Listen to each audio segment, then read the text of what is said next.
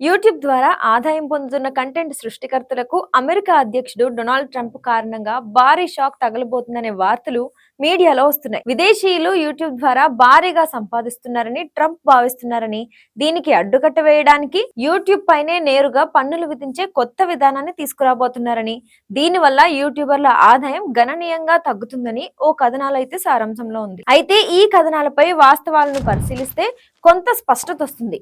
America అధ్యక్షుడు Donald Trump పన్నులు, వాణిజ్యంపై తనదైన శైలిలో వ్యవహరిస్తారనేది అందరికీ తెలిసిందే. విదేశీ ఉత్పత్తులు, సేవలపై పన్నులు విధించడం, అమెరికా కంపెనీల ప్రయోజనాలను కాపాడటంపై ఆయన గతంలో దృష్టి సారించారు. డిజిటల్ సేవలపై ఇతర దేశాల పన్నులు విధించడాన్ని ఆయన వ్యతిరేకించారు. ఇక ప్రతీకార చర్యల గురించి కూడా పరోక్షంగా వ్యాఖ్యానించారు. అయితే యూట్యూబ్ ను నేరుగా లక్ష్యంగా తీసుకుని ప్లాట్ఫామ్ ఛానళ్ల ఆధారంగా పన్నులు విధించే కొత్త విధానాన్ని ట్రంప్ ప్రవేశపెట్టబోతున్నారని, దీనివల్ల యూట్యూబ్ కు పన్నుల వెసులుబాటు పొందుతుందని, తద్వారా విదేశీ యూట్యూబర్ల ఆదాయం తగ్గుతుందని సమాచారం. డొనాల్డ్ ట్రంప్ పబ్లిక్ స్పీచ్ లో ముఖ్యంగా మిసిసిపిలో విదేశీ యూట్యూబర్ల సంపాదన గురించి ప్రత్యేకంగా ప్రస్తావించారు. అలాగే స్పాట్లైట్ జర్నల్లో కూడా ఇది పబ్లిష్ కూడా అయింది. అయితే వాస్తవానికి విదేశీ యూట్యూబర్లు అమెరికా వీక్షకుల నుండి పొందే ఆదాయంపై అమెరికా పన్నుల విధించడం అనేది కొత్త విధానం కాదు.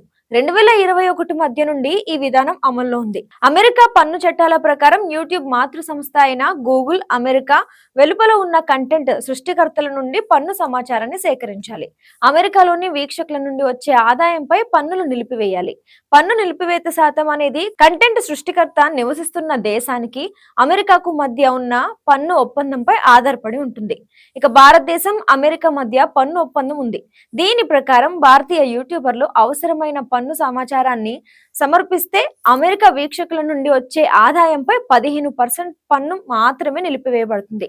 ఒకవేళ పన్ను సమాచారం సమర్పించకపోతే ప్రపంచవ్యాప్తంగా వచ్చే మొత్తం యూట్యూబ్ ఆదాయంపై 24% వరకు పన్ను నిలిపివేసే అవకాశం ఉంటుంది.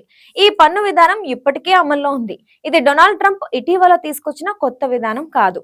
ఇది యూట్యూబ్ తన ఆదాయం పంపిణీ విధానంలో, అంటే వీక్షకుల సంఖ్య లేదా నిడివి ఆధారంగా భారీ మార్పులు చేయడానికి ప్రత్యక్షంగా దారితీస్తుందనడానికి కూడా ఆధారాలు లేవు. యూట్యూబ్ ఆదాయం అనేది ప్రకటనలు, YouTube premium, super chat, super stickers, అలాగే ఛానల్ మెంబర్షిప్ల ద్వారా వస్తుంది.